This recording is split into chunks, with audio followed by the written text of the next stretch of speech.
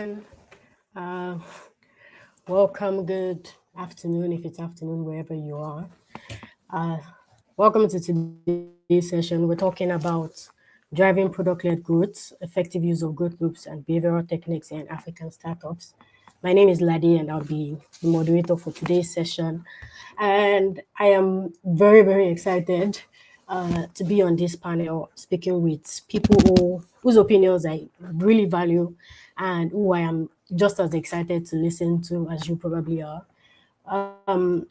So yeah, we're talking about product-led growth today. And if you haven't already Googled product-led growth or you didn't have any knowledge of the basics of product-led growth before coming onto this call, you're going to leave with all of everything that you need to know basically to get started and to get set up. So what we're here to unpack today is we're going to dive into what exactly product-led growth even means, how you can do it in reality. So beyond all of the theory of, oh, there's growth loops, there's behavioral techniques, in reality, how have people actually executed these strategies in African startups? And that's why we have these three incredible speakers that we have here. I'm going to start with Seun, right? So we have here Seun Sunmola. Seun was the group manager at Binance. And while at Binance, he led user growth for Bundle. It took Bundle from 1,000 users to 500,000 users in 18 months. Like, I need to emphasize that it is 18 months. And now he works with startups to grow the user acquisition, to improve activation, keep them engaged through data-driven strategies. He has a background in paid acquisition, lifecycle marketing, and optimizing conversations in general. So I'm very, very excited to listen to what Seun said, because those are very big numbers, right? From 1K to 500K in 18 months is very crazy doings. And I'm very interested in hearing how Seun did that. We also have Courage here on the call. So Courage has led growth at two different YC companies, two different successful YC companies for me to add. First is Send Me, but most notably is HeyFoods. And it took HeyFoods to 100K users in 5 cities. But more importantly, he helped set up HeyFoods referral and rewards program, which was widely successful. I myself use HeyFoods, and it motivated me to spend more on the product. So also very interested in hearing what Courage has to say. And finally, we have Yarmirama Grace Ashama, who is the product lead at Cowrywise. In fact, she was the founding product manager at Cowrywise, which means she has stories for days to tell us about. So yeah, she has worked on some of Cowrywise's most popular, features for user adoption, like Money Do, like I think my favorite is saving when your team scores, whether it's football or basketball, right? So she has basically been there building all of those features to get to the point where we are now. And yeah, I'm looking forward to speaking with everyone. I'm going to give everyone a brief, like 30 seconds to just say hi. Let me know if there's any other thing you want to share about yourself before we dive right into the session.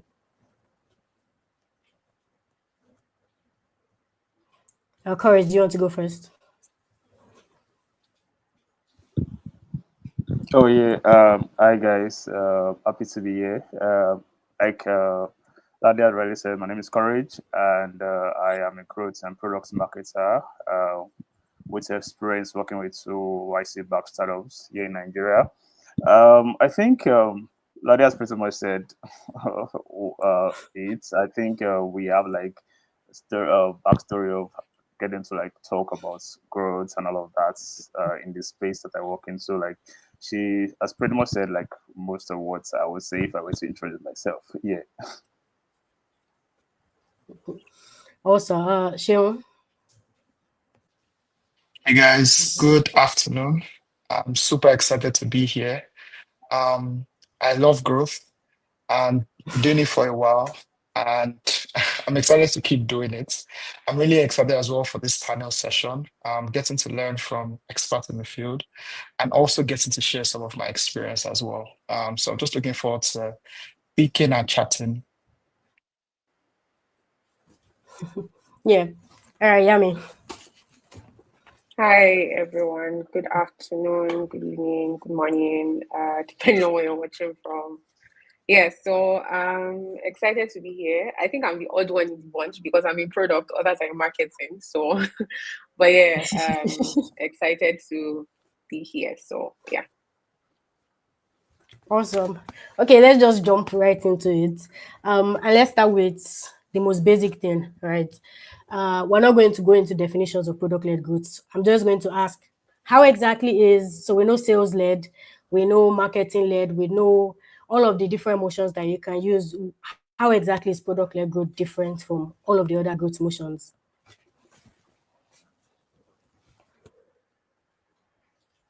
Okay, I think I can go first. Yeah. All right. So the main difference, right, is in terms of how the growth strategy plays out. So sales led typically is that you have an individual who is handling like the end-to-end process of acquiring a customer, getting to like, getting them active, right? Like that first interaction with the product, the entire, end-to-end experience, getting to the point where a customer makes a purchase, all of those things, depending on the context of your product.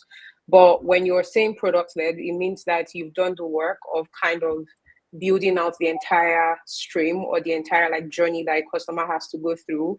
It means that you've factored in, how the customer would be acquired. You factored in the activation experience, just everything end to end, right, has already been catered for. So that's sort of how product led is different in the sense that the product is the driver of the strategy in terms of how you're going to achieve your growth goals, whether it's engagements, whether it's acquisition, whether it's monetization. Your product is the one doing the work, as opposed to having to leverage, say, a marketing channel or having to leverage an individual, right, to handle that experience. All right. Thanks a bunch. Yeah, I mean, does anyone else want to pitch in?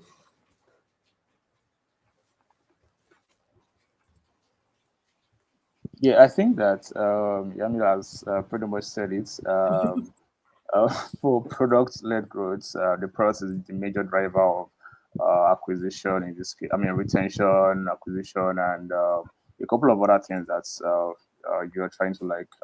Your goal is in terms of whatever system you created. But then I also feel like most of these things also tend to work together because sometimes people just feel like when it comes to products, then you are like sort of forgetting every other thing. So like they all work together and to achieve the end goal of the company. So yeah. All right, awesome. Sharon, do you want to drop anything before we go into my next question, which is, I think, more important to me than even this? No, I think they pretty much said it. I agree. Awesome. So now that we sort of know why product-led growth is different from all of the other motions, what is product-led growth not? Right. Let's forget about what it is. Let's talk about what it is not. What are some misconceptions that people have about what it should look like or what it should be or what you should be doing? I'd like to take this if it's okay. I think one misconception that people have is that product-led growth is a fix for everything. That like your product isn't great, you can't acquire users, you can't just product-led growth. You just slap it on top of everything, every other existing thing, and you have a fix. And that really is not true. Just like most tactics, um, product-led growth only works if users experience the value of your product. If you have value, if users retain, like the fundamental things, fundamental elements of like growth remain the same. Like, does your product actually deliver value to users? If your product does not deliver a core value to users, then adding a product-led motion to it would not fix anything. So it's kind of like you need to already have those specifically. Your product already has to deliver consistent value to users before you can then begin to like say, okay, how do I scale this forward using a product-led growth motion? Yeah, yeah. Yeah, so I think maybe just to add to like what Sean has said, right? another thing is just to actually emphasize one of the things he said, which is that it's not the bullets, like, the one thing that you just slap on everything and think that that's all there is to it. I think it's also important to understand the context of your product and the markets that you're working in, right? So if you're building a product that, I can't think of one off the top of my head now, but if you have a product that is maybe complex in nature, that requires like a level of effort to get set up and, all of those things, leaving it to being product led, right, might not work in that context. So product led growth is not just something that everybody has to like, or that would work for every single product. So there's still, it's not that magic bullet, yeah. So there's still that need to understand like the context that you're working in, like you said, and also looking at the context of the product. So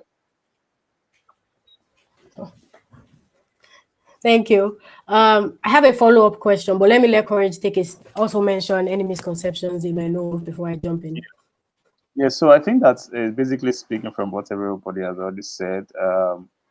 I would basically come from the angle of what I've seen work, and then like at HeyFoods itself. So we sort of try to do a lot of product led activity and try to like introduce different growth loop into our products. But then you also realize that our product is also like very dependent on user experience in terms of the experience within the app and the experience outside the product in itself, because we do delivery and all of that. But then no matter whatever system, growth loop and all of that was set up in the app, in as much as the product in itself doesn't work at that moment, it's all useless. And we've seen situations whereby we have downtime for like hours, and forget about trying to like get users to like maybe get rewarded or get or refer other users and all of that. All that at that point doesn't work. It's all useless because the core experience in itself, the product in itself working is the key. So like product-led growth in itself is basically just one of those things that you then introduce when you have a product and a product that works. Okay, so all three of you have mentioned that the product basically has to already be bringing value for you to lay on product-led growth. It's not something you just slap on like a leaky wall. So a follow-up question I have, and I think I'm going to direct this to Seun because you're the first person who mentioned, the importance of the product bringing value. Now, when you're not the decision maker in quotes in product decisions, right? So you're a marketer, for example, you might not have as much input in the product side, like maybe Yami might have. What are your options, right? If the product doesn't offer the value that you need to layer on the PLG motion, what can you do realistically? Yeah, so I've had a lot of experience and a lot of battles with product people in the past. And it's a real thing because like you can have so many ideas and you might be thinking, if only we can do this in our product, if only we can. But if it's just you as a marketing manager, as a head of growth or whatever, or as a growth associate trying to push that, it's like there's no way it's going to work. So it's a real problem. From my experience, one thing that has worked is depends largely on who senior management is. If senior management is full-on growth, in my experience, there are two types of senior management. There's growth mode senior management that like we need to grow this company, and I really prefer that kind of management. But there's that kind of management. There's the other kind of management where it's like feature factory. So it's like we have a roadmap. There's stuff that we want to build because we want to build. Is like not particularly because we're trying to grow.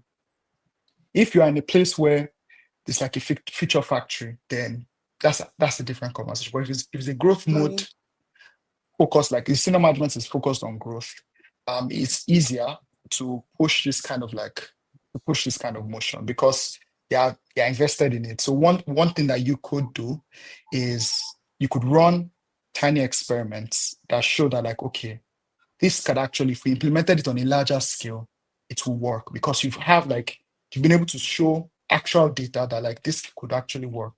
So running smaller scale experiments then show like management that, okay, If we then do this on the broader product scale, it would work. But if you're in a feature factory, kind of like feature factory company, or that's how senior management functions, then that's a different conversation. I don't really have like particular experience. I don't have like an answer to, because already like there is no incentive to implement it. So Yeah. that's like my experience with it.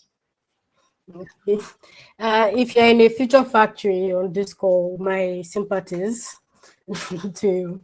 But thanks a bunch. I like the advice about basically do something small to show workings, and then it's easier to get them to put more investment into something big. All right, thanks a bunch. So I'm going to ask you about something I wanted to know about Cowrywise, right? I've been using Cowrywise for about 2 years. So I've been there when they were launching the money duo, launching the savings challenges. I want to know what was the thinking behind that, and start with the thinking behind it for me. Okay. So to be interestingly, right, the idea for it actually came from somebody on our growth team. So I guess if you work with me, you'll not. I mean, but yes, the idea came from someone on our growth team at the time. I think it was January, and let me see how far back, I can't remember. But it was in January, we're having like conversations around what to do for the year. And then there was conversation like, oh, Valentine's Day is coming. What are you going to do? And then someone, someone on the growth team came up with this idea of, oh, let's do something for couples. I mean, it was a lot. It was still very rough on the edges, right? So, and we were in a time crunch. So the options were to say we're not going to do it at all, or try to find like a way to make it work. But really, the idea was just looking at what can we do for couples, considering our own context, of course, right? Because we can't just do anything for the sake of doing it. So we had to start. We had to start tweaking the idea, right? I could see that there was something in it, but the time that we had was really short. So I was really in that spot of, we might not be able to do this. I'm sorry. Or let's see if there are other things that we can leverage. Thankfully, there were other things we already had in place so that we could easily just plug into. So you've been using Cowrywise, so most likely you're already familiar with the fact that we had circles, right? So we had done something that involved a group of people saving. But the difference was, in this case, we had to restrict to 2 people, right? Because this is meant to be like something between a person and their partner. So it was just more or less working with the already existing context that we had, but then finding ways to extend that context and then make it work for the specific use case that we're trying to serve in this instance, which was couples, right? So yeah, so we've just sort of built on that over the years as we see how people are using it. And in terms of the long-term vision that we also have for the product, just making updates to it. I don't know if I missed any part of your question, but just in case. No, you did. So I mean, interesting that it started as a Valentine's campaign and that it came from the growth team. I had a question about how someone who is in marketing can impact product decisions. So that's very interesting. Yeah. A follow-up to that is, what has been the effect so far, right? I mean, how has it actually affected the numbers, the money duo, the save when your team scores? I mean, tell me about that as well. Okay. So interestingly, money duo is playing in more like a niche market for us, right? It's not we won't look at it as like a major revenue driver because the product in itself is already niche, right? We're trying to is something that would only appeal to like a category of people, and that's specifically people who are either married, about to get married, or dating, or anything like that. So I would say the value has been maybe more like in terms of sentiments and emotional attachments that people have, right? Knowing that myself and my partner are building something together on Cowrywise, right? So the value is not necessarily just in terms of revenue driving, but also in terms of the attachment that people have to the brand. And I mean, if that brings them in, right, it's also a way, because you can have your partner already on Cowrywise, and then they invite you, who is not on Cowrywise, to now join Cowrywise, and you both start working together, right? So one is, it's in a way a channel that is helping to just, you know, further cement like that emotional attachment, and then also in terms of bringing in some customers to us, and sort of contributing to like the acquisition pipeline. I would say internally, we still look at it as a product that still has like a lot of potential for growth. We're not where we would want to see the product at yet, right? So, but yeah, in a nutshell, that's like the contribution. I'll say more emotional and sentimental than core like business metrics, but also contributing in terms of bringing in new customers that can then eventually go on to use like other products. Yeah.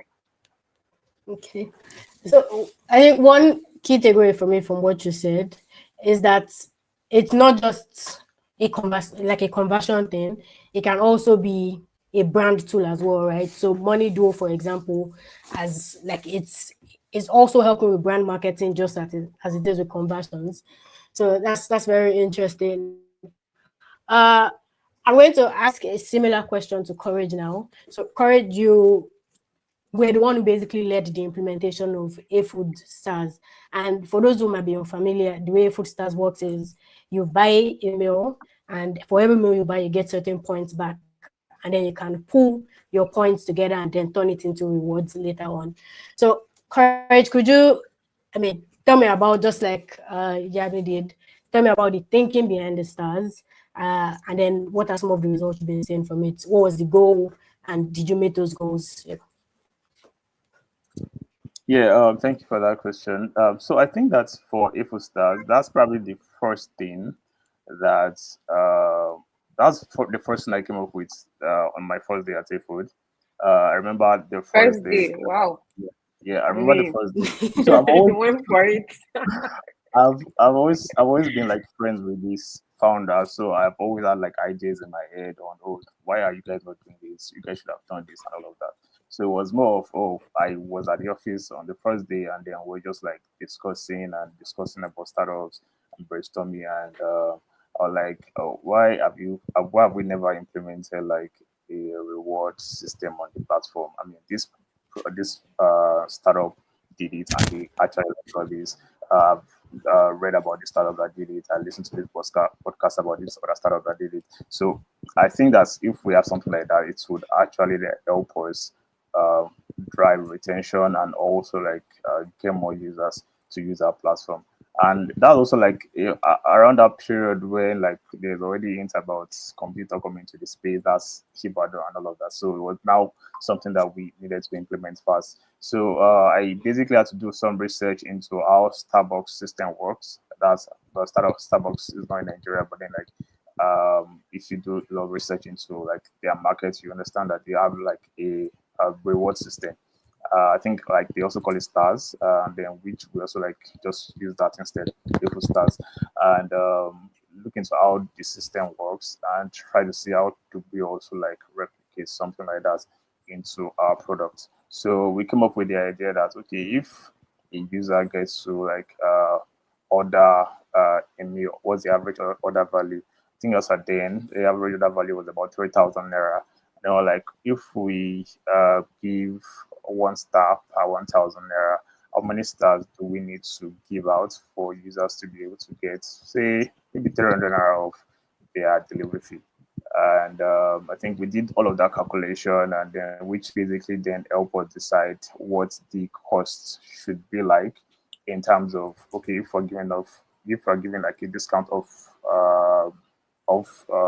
delivery, if we're giving a discount off the meal, and if we're also giving like if we're giving out vouchers, because I think then with the kind of reward structure we created was discount off your delivery fee, discount off your meal, and 5,000 naira voucher in your wallet. So we just did some like created some financial model around the system, basically that suits fit into our acquisition cost and a sustainable system in the long run. So even if we are spending on this is it like a sustainable system for us? So we ensure that it's a sustainable system, and then we're able to like come up with that structure. I think most of these things we did it on in a journal or something. I don't know where it is, because I remember like they basically asking for some pictures back then. So yeah, we had to like just like do a lot of calculations on paper, and then being able to figure out, okay, this is a system that can work. Then we also like had to like create other reward system the outside you actually getting to order for food, which is where which is where I would say the other like future around product led also like comes into play. So we're talking about things like um, if you basically make an order, how often do users actually like rate their order or rate their rider or rate the food that they actually just rate the store. Those feedbacks are things that we need, but we don't actually often get it. We have such system where users can actually rate your order, but it wasn't incentivized. And we realize that if we make it incentivized, that way we can collect enough feedback that we can give to restaurants to help them improve their meal, which in turn help us improve our service to customers.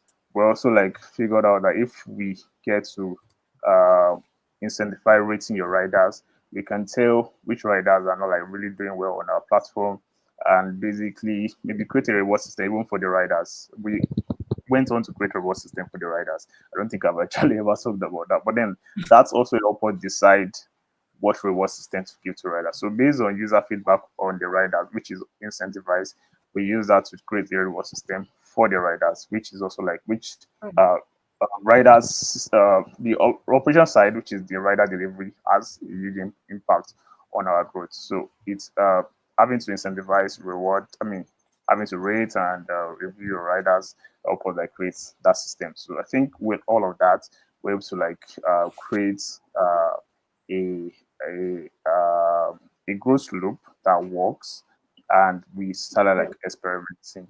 And I think over time, the impact has actually really been great. Talking about comparing the retention rates from the previous months to when we actually like started implementing that, and how often users actually like use their reward. You find users actually to coming to send DM saying that, oh, my reward star, my I can't find my reward anymore. This is that UFO has your reward doesn't last long. And all of that. You know, that people are actually using it, and they are really, really it's something that's it's really important to them. And that's something that actually like, makes me happy. Finding out that okay, we're able to create something that is really important to users, and it's also like self-sustaining for us, especially coming from the acquisition cost and retention cost. Yeah. Thanks, Courage. So interesting that basically your tactic wasn't just it's crazy that I'm seeing similarities anyway, but doesn't just bring monetary value, but also basically increase how valuable your products could be, because you're getting feedback for the vendors, and now you also implemented it for the riders as well. So it's sort of like three-pronged basically. That's very interesting. And yeah, and the fact that the master, we all said we won't use when we're in school, you had to use it to calculate the ones. Okay, Sharon, so you led your number. I have to say, I've repeated that number like twice on this call already, that you took bundle from 1K users to 500K users in 18 months.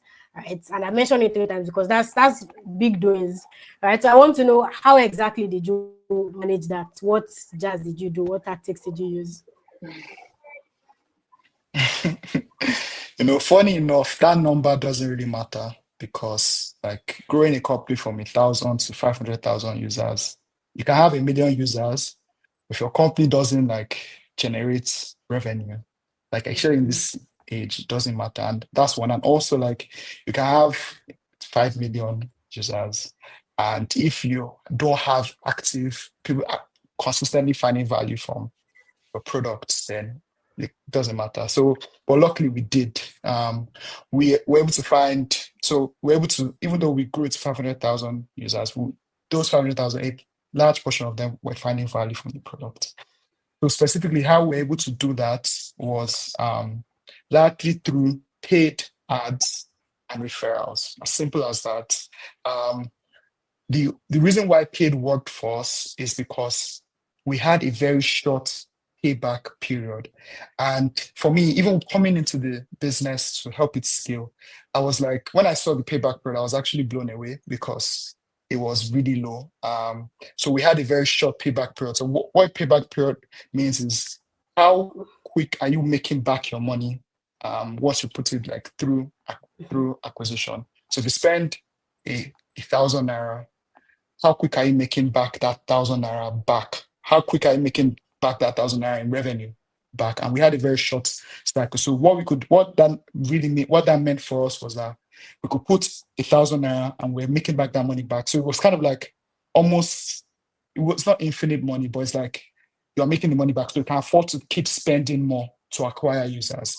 And so if the payback period was longer, if we're spending 1,000 naira and it was taking us 1 year to make our money back or 6 months to make our money back, we could not have scaled the business through paid ads. We should have looked for another channel to do it. But luckily, the payback period was quick. And the reason why the payback period was so short was largely because of the value that the users were acquiring, were finding within the product. So users were able to find value from the product quickly. So they activated, the activation was quite high and they were retaining, and the retention rate was quite high as well. So all those contributed to a lower payback period, which allowed us to continue to scale paid acquisition, which allowed us to grow fast. And alongside paid acquisition, we layered on top referrals as well. So with referrals, we're able to offer users actual money to refer their friends. And what we saw over time was that referrals were more valuable in terms of revenue, in terms of like revenue transaction volume than like even regular users. So we put in a lot of money as well on the referral side. So as users were coming through paid acquisition, we're making back our money on that paid acquisition. So we could spend more on paid acquisition. And as we continue to spend more on paid acquisition, those users that we then acquired then referred their friends. So it was kind of like, was really an exciting time to see that, like, okay, we're spending more on paid acquisition. The users were incentivized to refer their friends who activated. So it was kind of like just this growth loop. So that was kind of like how we're able to grow. Okay. That's very, very interesting. I like that you started with the disclaimer that having high number of users doesn't necessarily mean that you're having high quality users. And that sort of leads me to the next question. That this question goes for everybody, by the way, because I think it applies to every single person. So with a lot of growth loops, sometimes you're incentivizing users to take action, right? And then there's the worry that this can cause low quality user behavior. We've heard stories of people, anybody who has done referrals will tell you stories of how people from a certain section in Nigeria are suddenly blowing the product up and then disappearing right after. So how do you make sure that your growth loops and all of these things that are using to incentivize users don't cause low quality behavior? And like I said, it goes for everyone because I assume you all have experience with it. So yeah, anyone can go. Start. Okay. So I will speak for my growth team in in this case, but yeah, referral is something that we actually have on Cowrywise, and I remember there was a time where we decided to sort of increase the referral bonus that customers get for referring their friends who then become active, right? So I think the first thing I would mention is when you're building your loop, you need to really like consider the context of your product, and then consider the moment at which you are giving customers the reward. If you decide to go with like referrals, although I will come back to the other part where I'm not necessarily pro referral rewards right now, but if you're going to do that, you need to really be sure that you're giving customers the reward at a point that is not detrimental to you. So for instance, I'm going to use examples of like different companies that I've also seen, like how they structure it and why I think they structure it that way. So Dropbox, for example, I think when you refer another person, the reward that Dropbox gives to you is just extra space, right? They're not giving you money. If they give you money, you would go outside the Dropbox ecosystem to like go and use that money, right? But what they've done is they're getting you to refer people who would use the Dropbox product, but at the same time, they're also getting to like increase your own usage of the product, right? So when you're thinking about the rewards, you need to also think within the context of something that is not going to like increase cost for your business, right? So that's, you know, payback period, all of that stuff, like you're really factoring that in. So you're not doing something that just ends up being costly to you and is not bringing value. That's one. Now, from our own experience, when we did the referral campaign, I think one thing that's very, very important is paying attention to your numbers. I don't think that's like that can be overemphasized, right? So thankfully, we observed that the numbers were increasing. And at first, everybody was like, okay, yeah, it looks like this thing is working. This thing is working. And then we just decided, like, you know what, let's dig into these numbers. Like, what exactly is happening, right?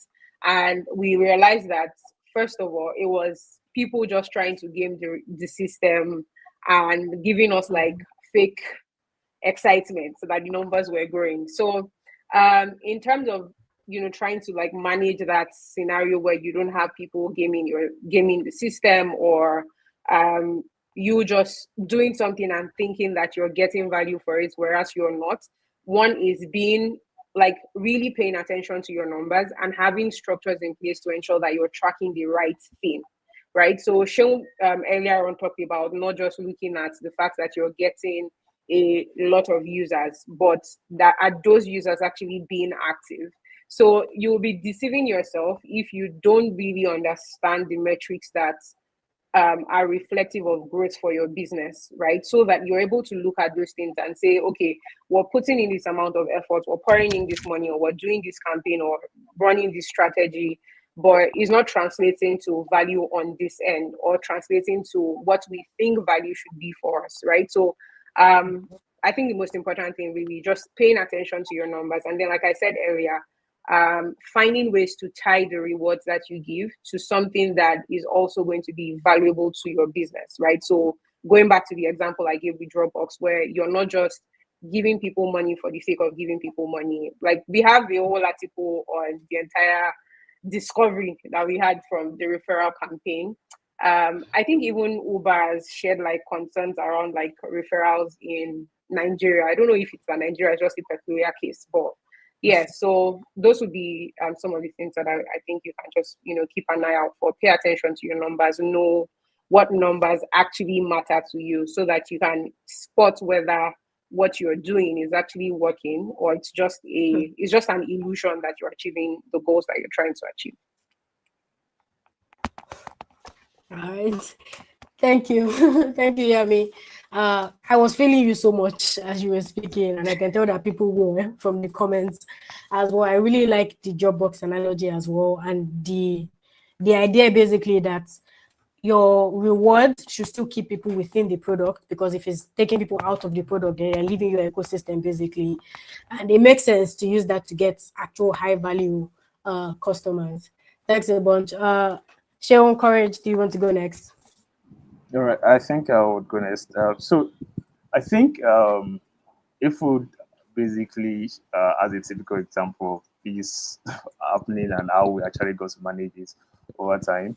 So before I joined the food, I know there was a system, there was a referral system, and then the way this referral system then works was that you only need to like share a referral link with your friend, and your friend clicks the link and then like signs up on the app, and then you get your referral reward, which was 500 for you as the person who referred your friend, and then your friend also gets 500 naira. But then like you find out that people, it blew up in UI, like becoming like, you know, students. It blew up in UI. I'm guessing that's probably how HeyFoods got its first 1,000 customers in Ibadan, because you find students referring almost everybody within their hostel, but none of those users are bringing value. So I find out that, say I referred Lade and maybe like 50 other people, and I got 500 from every other person like signing up on the app. None of them have used the platform, but then like I've already gotten my reward. And with that reward, I can actually then like place orders. So you find students ordering as much as they can. We were just getting orders from everywhere without actually getting We're value. doing Father Christmas. Exactly. Exactly. So it was it was a story that Taiwo was found out. I mean, who is found out like later got to like told me, because all this thing was really funny to me, because you find users physically using the platform without we getting value, but we're just like giving out some, and they had to like stop the whole referral system there, and you find UI student dragging a food for like clearing their referral points for those people who have not used their referral points. But then part of the system that we later had to like create was value is meant to like be gotten. So we're giving out value, also meant expect to get value in return. So the only way you can actually like get your referral reward is by the person you referred actually spending on our platform.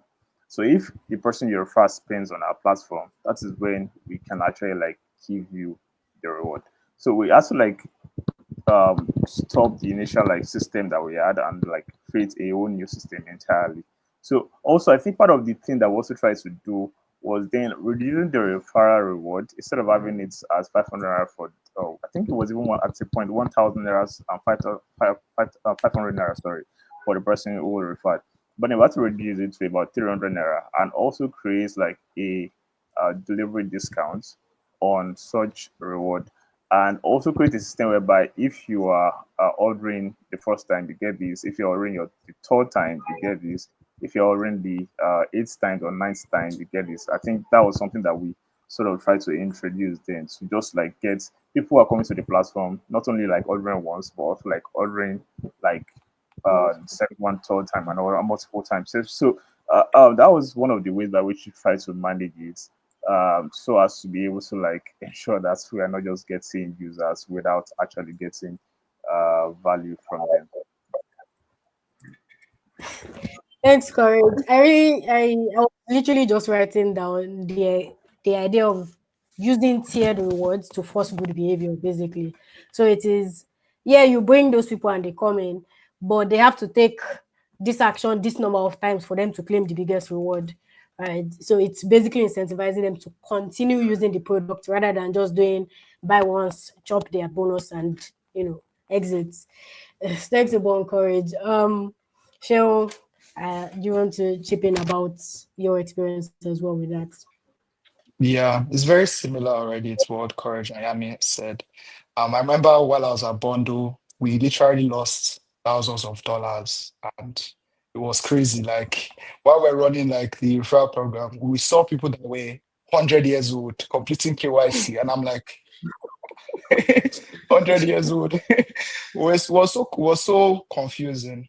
But one thing that I particularly learned from that experience was, I think Yami mentioned it, was like just you need to be close to the data. So you need to understand, okay, if you're no matter how much you're spending, what's like how much are you making back from these referrals? You actually need to look at revenue, like average revenue per user to determine. You don't look at like you shouldn't look at when it comes to referral programs, you shouldn't be looking at number of people that each referral is bringing. I think the main thing with referrals is actually understanding referrals. Like I'm spending X amount. How much in the first month have I made back from these referrals? Just to make sure that like yeah, your referral program is actually working. And I think second thing as well is one thing with referrals that I learned is that it's still looking at the data, but looking at data with a smaller time frame. So with other acquisition channels, you can decide to like look at data on a weekly basis or on a monthly, well not monthly, but weekly basis. But with referrals, you need to be able to look at it on like on a daily, if possible. Like because anything can happen. There's a point that maybe like you have a you have a referral program actually happening right now, and then like someone just shares their link, someone goes to maybe like Sokoto and just acquires everybody there. Like you need to be able to before that because you need to be able to like track that in real time. So I recommend doing something around that. So that's like the second thing, like reducing the time frame to which you're tracking referrals. And I think the third thing I would say as well is that one mistake that I made when it came to referrals was the pendulum swinging, because we've now seen, okay, we've lost a lot of money. We're swinging it back down to like, okay, this referral program, we need to make it as strict as possible. But the problem with making it as strict as possible is that you're not going to acquire users. And so that becomes a problem. So you need to be able to find that middle ground of like, because you still want to be able to acquire users. I want that to happen. I want that to like be working, but I also want to be able to like, I want that to keep working, but I don't also want it to be fraudulent. So it's just, you need to find that balance, not swinging out too much to the right and too much to the left, of being in that middle ground. Yeah, So I hadn't even actually thought want to just add something. about. Oh, Go on. sorry.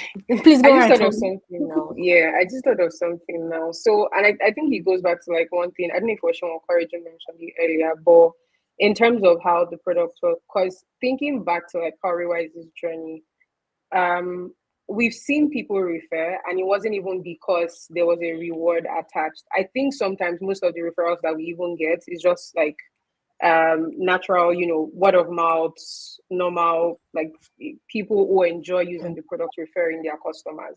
I mean, referring their friends or family and their network and whatnot. So I think it goes back to just highlighting the importance of your product working and delivering value. When you have that, you're likely to also get people who are high value customers refer the people within their network who are also high value customers. I just wanted to point that out. Thanks for that, Yami.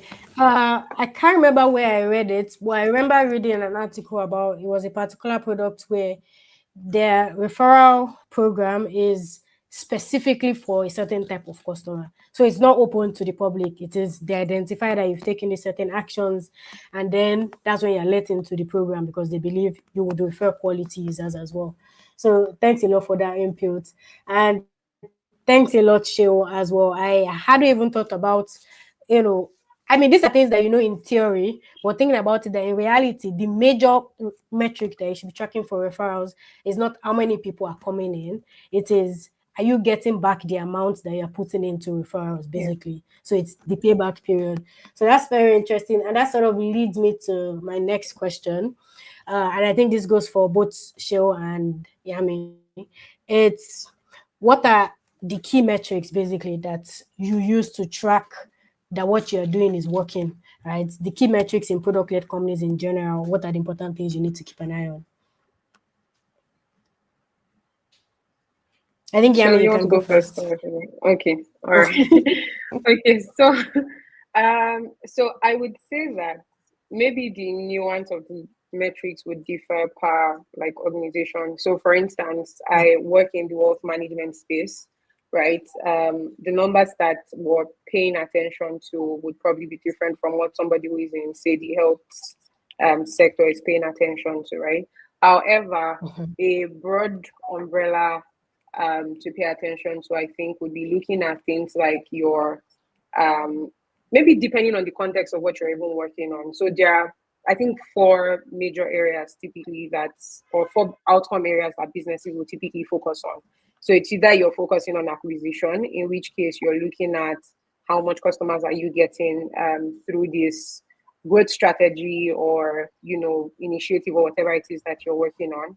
Another one would likely be around activation. So activation here, speaking to, you've gotten these customers, how many of them have actually done the action that needs to be, like the key action to be performed on your product, right?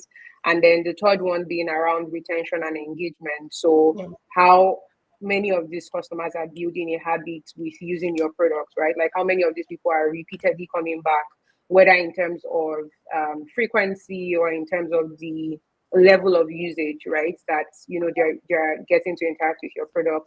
And then the fourth one being around like monetization, right? So how much revenue are you actually generating from whatever it is that you're doing? So you might have a growth strategy that is probably just focused on, say, monetization, in which case the main thing that you would want to be paying attention to is whatever monetization metrics you have, right? So maybe how much on average are you getting from customers, or how often are you actually seeing like these transactions or this revenue being generated, right? So different things like that. So the metric to pay attention to would be focused on what exactly it is you're working on per time, but most likely it would be something around like those four areas, right? So acquisition or activation or retention and engagement, or something that has to do with like monetization.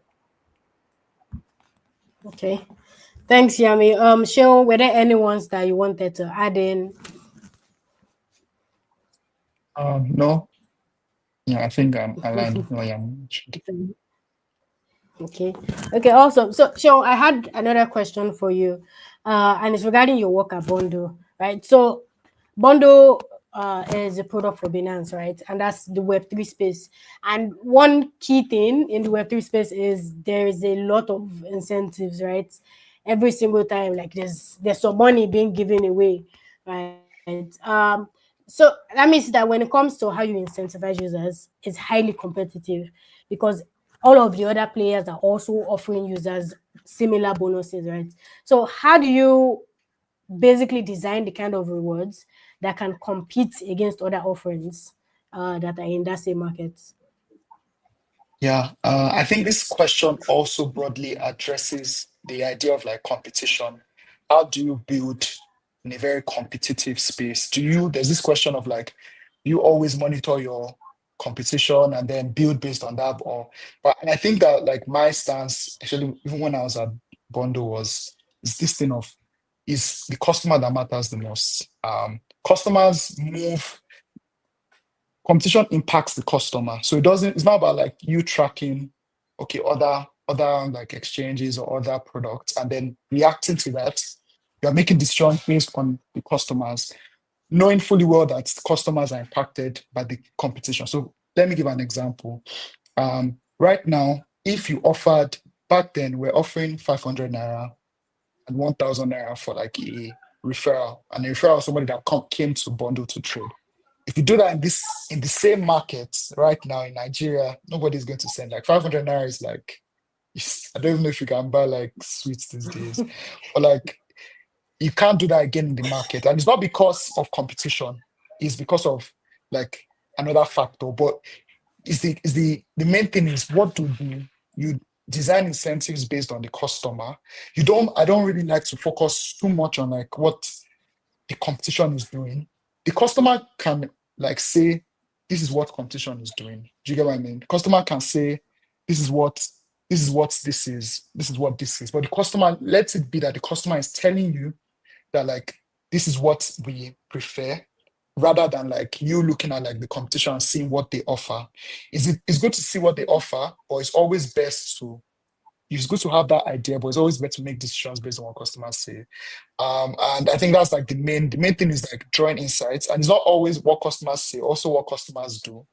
So experimenting as well across the incentive, breaking your customer base into multiple segments, and then experimenting based on those segments. So for example, you want to create an incentive program for like, you are trying to test between whether I should offer 2,000, 3,000, or 5,000. You divide your customer base into like those segments and run one-time campaigns based on those incentives. And then based on the results you get, make a larger product.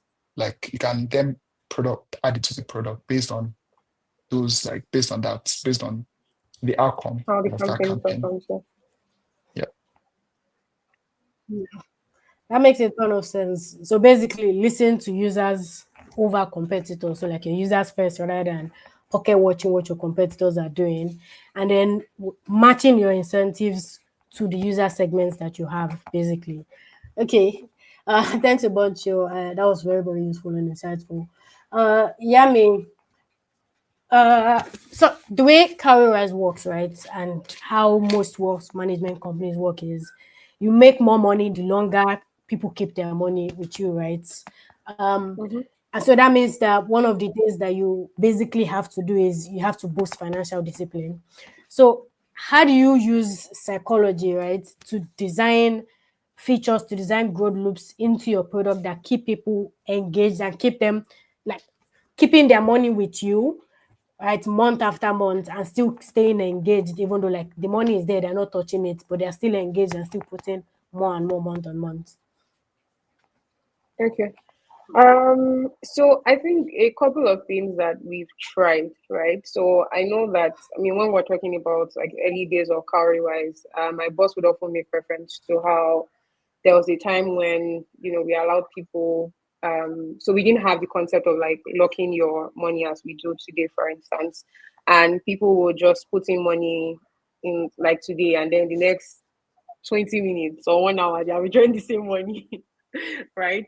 And eventually they come back to say, that platform is not working. I could not save. Like, you removed your money. What are we supposed to do? So, so yes, I think there's that aspect of like looking at. I mean, yes, pay attention to what customers are saying, but really Yeah. trying to get to the root of what they actually need and then building based off that. So today we have extended our product offering such that there are products that you put in your money today. I mean, and you have to leave it locked for a period of time, right? Um, and there are products that are open for people to like take their money whenever they want to. So one of the things that we really pay attention to is just observing like how are people interacting with the product, and then what kind of behaviors do we want to encourage. So we used to you're probably aware that, for instance, there was a time where we used to allow people fund the wallet on Cowrywise, that stash, fund it, and then you can Yeah. take out your money from it whenever you want.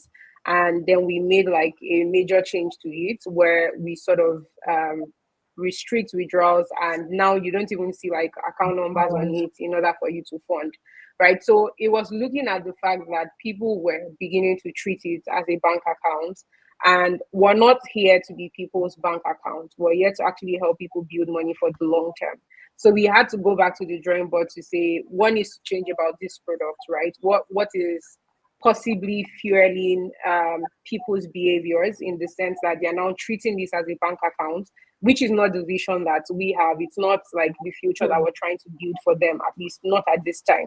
So one, is just looking at the product and then making changes that would actually fuel the kind of behavior that we want people to have. Something else that we also do that I would say helps with like keeping people engaged, as simple as just giving that room for like that level of transparency in terms of this is how your investment is performing, right? Like that's something that contributes to people continuously using the product. Again, we've talked about this before, the fact that if a product doesn't work, people are not going to use it, they're not going to talk about it.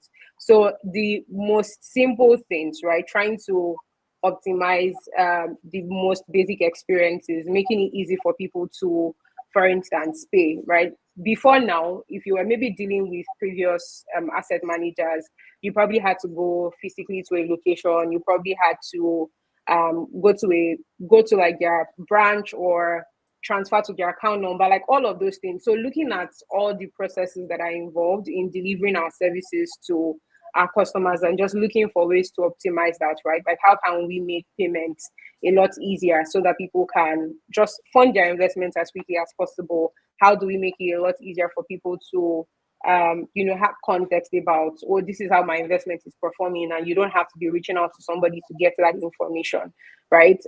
Looking at, so one of the visions that we also have is like making investments as, like making the process of investing as easy as sending a tweet, right? And that was one of the things that brought about you were talking about one of the products we have where you can save whenever your team scores, or, whenever a player that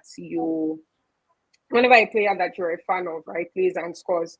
And it's just looking out for things like that to see how can we embed investments into everyday life, like everyday activities that people do. And that's something that we're still figuring out, right? But it's been interesting to see how football can sort of fit into the context of investing, and just leveraging that as a way to keep people engaged. So I might not remember to go and save, but if I'm a football fan and I have joined, say, a football club, maybe Chelsea or Arsenal or any football club, right? As long as they are playing a game, I will save or invest. So it's just looking out for things that can sort of drive the behavior, the actual behaviors that we want people to have, right? And then also looking out for things that just makes the process easier, that sort of fits into the context of everyday life for people. Yeah. Thank you so much, Yami. I think that's a brilliant framework, honestly, to use when thinking about product-led growth in general, which is what are the behaviors that I want to encourage? Because people can use your product for even things you did not intend them to use it for, and things that might not be providing value to your product, or that might not be allowing you provide the type of value you want to provide. And so basically, it's the thinking of what are the behaviors that we want to actively encourage. That's brilliant. And I think everyone should be writing that down somewhere right now. Before I ask the next question, I just want to say generally, by the way, that feel free to drop questions, everyone, at any point in the comments. We're going to attend to comments in a bit, so just drop your question at any point. Don't worry, we're seeing them and we'll get to them soon. Okay, so we've spoken about the metrics that you should be tracking in a product-led company, and I really love, like, Yami's answer felt like a masterclass, like everything we needed, you just dropped it for us. But my question is, and I think I'll direct this to Seun first, and then Yami, you can chip in if there's anything you also want to add. What are the tools that you actually set up to help you track all of these metrics? Like, what are the tools? What's your tool stack like? What tools do we need to get familiar with if we want to implement similar things? We want to implement rewards, referrals, gamification, whatever it is. What do we need to think about? Yeah. Before I answer, Yami was speaking about that, the feature that Cowrywise has that allows you to save when your football club scores. I mean, I was just laughing at United fans that if you're a Manchester United fan, you probably have not saved anything in a long time. But yeah. Well, yeah. In terms of like specific tools, I think that it depends on the platform you use. If you use like, if you use an app, it's different from if you use like your primary product is on web. So if you're using an app, primary tracking tools would be Mixpanel. Depending, you can use Mixpanel, you can use AppsFlyer for attribution. Then one thing that I like to do, I think that's really important, actually, with apps is connecting the attribution tool with your data warehouse. So that allows you to do really cool things like understand your attribution tool is what will allow you to know, okay, where are users coming from? Then if you're able to then connect that to your data warehouse, you're able to now say, okay, if a user is coming from Facebook, how much can I know more details about them? Like, for example, like what are the transactions that their Facebook users are completing? Or what are the transactions that users from Google are completing, or users from social media are completing? So that connection really helps. Being able to sync your data from like your attribution partner. It can be AppsFlyer, it can be Branch with your data warehouse. That's really helpful. Then Mixpanel, Amplitude, you can use that for analysis. So if you want to do like cohort analysis, different forms of analysis, you can use Amplitude or Mixpanel. Generally, though, I prefer to use data from your database because that allows you to. Because sometimes I'm a bit skeptical on event-based tools because event-based tools, you have like sometimes I don't really trust events. I prefer to actually see data within like the database. Sometimes I don't. So kind of sometimes I've had in the past where I've had to model out retention analysis with like SQL. So sometimes I just personally prefer that. But those are the tools for like apps. On web, I don't have I don't have a lot of experience with web. That's a disclaimer. But I know that you can use like Google Analytics, Google Analytics for stuff around that. Then maybe like Segment, I guess. But I don't really have a lot of experience with web. But I think those are kind of the insights I would. Yeah. Okay. Thanks a bunch. Yami, do you have any other ones you want to share? Yes. So maybe just to chip in, where Sean was speaking about events. So I like to think about data in like two segments, right?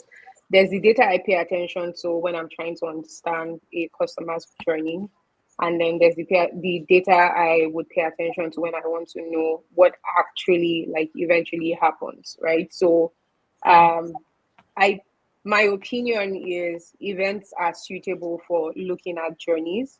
They don't give you the picture of what actually happened. So I won't, like you said, advise that you pay attention to events as the eventual truth for like, what the outcome you're getting is, right? But when it comes to, I want to know like the actual bread and butter, what exactly am I getting from this thing? I'll pay attention to data that is being logged like on the database. So events I think are more suitable for, I want to see how people are going through the journey. And the reason is when you look at your backend data that is on the database, most likely you're seeing things like X number of people signed up or X number of people have purchased. But what events can also give you is if you see that 100 people purchased, for instance, looking at the events can help you see that 1,000 people started the journey, but for some reason you're ending up with just 100 people who are buying. And then it gives you context that there's something happening somewhere, right, for you to then dig into. But so I would say they sort of work hand in hand. But again, if you're looking for the actual, like, what eventual outcome did you get, then yes, definitely pay attention to what you're getting from the backend data that you log on your database. So some of the tools that you can probably also use. So for events, we use Postdog. So that's like one other tool that you can probably check out. Postdog for events. At some point, we're using Firebase as well. So I think that's Google Firebase Analytics. I think they also cater for like events. So that might be something that you can also check out. So that's like a tool to pay attention to. Maybe with events, something else that we do is, so typically when we're working on a product or a campaign or whatever, the actual events that we want to be logged is something that a product manager would take time to detail out, right? To say, these are the things that we need to know, and these are the events that we want to have the front end guys actually log. So it can be a bit of a like actual work, because someone has to take time to think through like the journey, then detail out what needs to be logged, and even confirming that what needs to be logged is being logged, so that you don't go to production and then instead of rice you're seeing beans. You want to avoid like stories that touch, right? So someone actually has to do the work of validating that the data that needs to be logged is what is being logged. So yeah, that would just be what I'll add to what Sean said. This is how you will know senior marketers, by the way, because they're both talking about like data like geeks, saying, I want to hear straight from the database. I want to go straight to the source. But yeah, I really liked this conversation. That was very, very insightful. We both of you sort of mentioned that you have to eventually work with engineering, for example, to implement tools, and you need to make sure that things were implemented correctly, right? And that happens both on the growth side and the product side. You've spec'd out a feature, you want to make sure that engineering actually puts is what you put, what you order, that they're actually delivering, right? And same goes for growth as well. You're setting up tools, you're building a system, you want to make sure that it's not that, but exactly what is going in basically is what should be coming out as well. So I think this one is for you specifically because you're coming from a growth and marketing background. So whenever you're doing product-led growth, it means you're going to have to work with the product and engineering teams at some point, right? So as a marketer, what are some of the common blockers that happen when you're trying to work with product and engineering to implement something? How do you navigate it? How do you get them on board? How do you make sure what you're ordering is what is actually going to get delivered? Basically, tell me how you navigate the entire relationship. I think that like generally, as a growth person, you need products. Like it's very important. And I think that the way you navigate that relationship is, from my experience, you need to see it as more of a partnership rather than like two people trying to get your idea approved. The whole company is unified across one particular goal. You are trying to scale the company, whatever that your North Star metric is. All of you are focused on doing that. So it's very important that, because in the past I've seen product guys. I joked about it a bit recently, but I've seen product guys as the enemy, which is wrong. Like you guys are partners trying to achieve something. And so it's very important that, especially if you're a growth person, it depends if you're like a marketing person that focuses on top of funnel, you don't really need partnership with product people. You don't need to have that buy-in.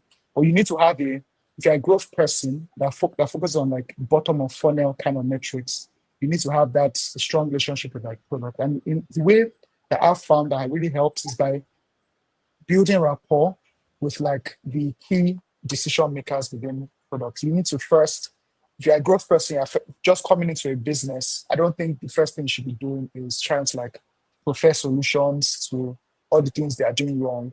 It's important that you show that you want to understand. It's important that you show that you value the work that product people do, you know. So I think that's like the first thing that I would really recommend, that like make sure that you have like a good rapport with the product team. And second thing as well is that as a growth person, I would strongly advise that you pick up hard skills. So when I say hard skills, like if possible, learn how to do the things that you are asking developers to do. Again, you cannot do it completely.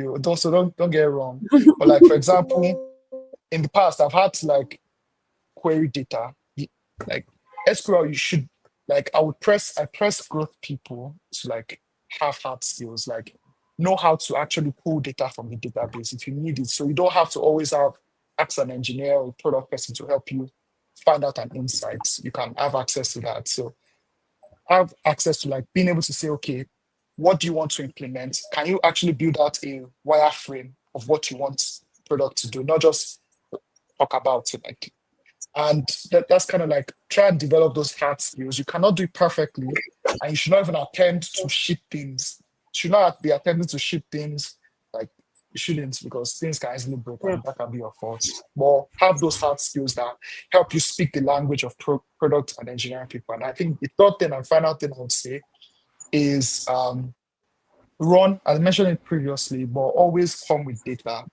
I personally try and live by that. When I want to ask products for like changes to the roadmap, I always don't like I don't like to come with like I have an idea or I'm thinking about this or I read somewhere.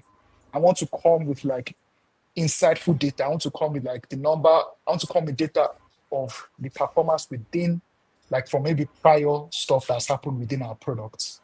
So for example, you're trying to push engineering to improve. You're trying to push engineering to implement maybe like, as we've talked about before, a referral program. You can actually run as a marketing or a growth person. You can actually run a campaign 1 week, have that data you use to then push for like a change within the product. You are trying to improve activation rates. Run means, so you are saying that the reason why we have a low activation rate is because users are not able to, let's say KYC, if you have a financial product. The reason why they're not able to KYC is because of this. But run experiment or have insights, like add data. You've spoken to 100 people, or you run a survey, but come with data, don't come with ideas. So I think that's kind of it. In summary, there are original three things that help with like building that relationship with product and engineering. The first one is to have a rapport, like try and be friends with them. Second thing is try and speak the language of engineers and product people by actually having hard skills to be able to like having hard skills. And the third thing is being able to, I can't remember what third thing I mentioned was, but Provide data.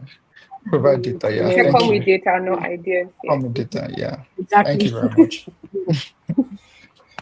Thanks, you. And by the way, Yami answering just shows that we are all receiving as much value as those of you who are watching. Like we're paying as much attention and taking notes. Thanks a lot, Sho. I really like the come with data bits. And sadly, marketers, we have to be friends with everybody to make your work easy. You can't fight engineering at the end of the day. Like you can fight and fight, but Bro, nobody's going to win. yeah. I mean, So, so thank you, Sho. Yami, I think I'm going to pose this question to you. So we've spoken about how a growth person can work with products, and now the flip side of it is how products can work with growth, right? So as a product manager, how much overview do you even have on growth tactics, right? And then how do you work with other teams? You've mentioned that the money duo came from someone on the growth team. You've even from the way you're speaking, it's clear that you have a great understanding of growth as well. So how do you keep that relationship going to make sure that both sides are contributing, and basically how do you work with each other? okay. So I think speaking from my experience, right, I've always seen I like to tell people that I see a product manager as you know how you're like, you watch orchestras and you have the conductor and there are the people playing the guitars, and I see the product manager as the conductor. It's your responsibility to work with everybody, the people that can sing, the people that can play the guitar, the people that can play the drums. So for me, I've always seen my work as having to work with every team. I don't think there's any team that I have not had to work with, right? So from the very beginning, I'm already thinking, do I need a growth person or a marketing person on this? Do I need to engage legal on this? Do I need to engage engineering on this? So I always like do my best to factor that in. And then I think that has just sort of helped like my experience with them, because like Sean also said, at the end of the day, we're all working towards one goal, right? And it's achieving whatever outcome our organization has, and there will always be that overlap. So it's not me trying to do my thing, growth trying to do their thing. Like if everybody works that way, we would not achieve anything at the end of the day. So the first thing is always just that knowledge or that realization that I don't have all the answers, and I have to actually leverage the skill set of everybody in order to achieve what it is that I'm trying to achieve. The other thing would be, so Sean already mentioned this, but just having that rapport is essential. Like I don't think that you can avoid that one. You have to.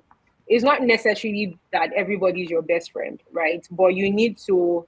There's that need for you to be friendly, right? Because when you're able to have like that some sort of rapport, it makes communication about work also easy, right? So just trying to build a level of rapport eventually makes doing the work easy as well.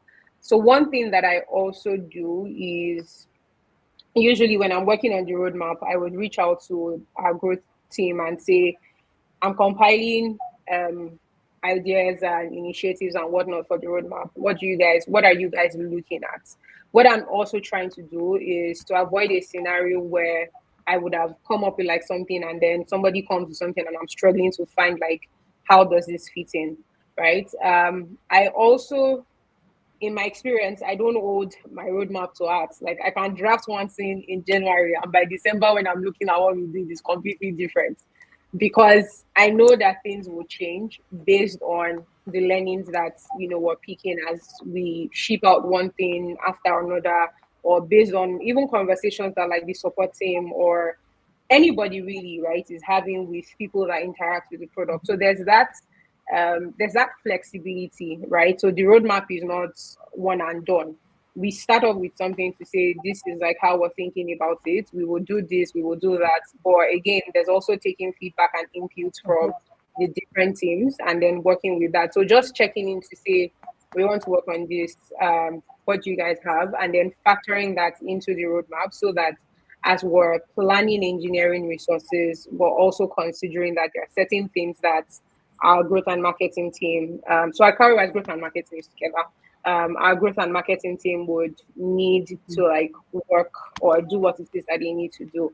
And yeah, occasionally there's there are times when I also just tell the growth person, this is the engineer you need to speak with. Go and speak with them. Like, okay, you told me, okay, go and speak with the person. Like, my head is full, right? So, because I think that it's also good for engineers to realize that not everything will necessarily come from the product person, right? Just also trying to like build that synergy, I guess, like support that synergy between between engineering and growth, so that if something needs to be done, we're not waiting till when we have a product manager who can get on board to like help with that thing, right? But instead, if you can oversee it, like I can give you the guidelines to say, oh, you need to make sure that you detail out what needs to be done, like spell out your acceptance criteria. You can share with me, I can look at it, we can talk about the idea, right? And I just chip in one or two, or ask you questions to say, have you considered this? Or I can help start the conversation. But ultimately, I would leave you to like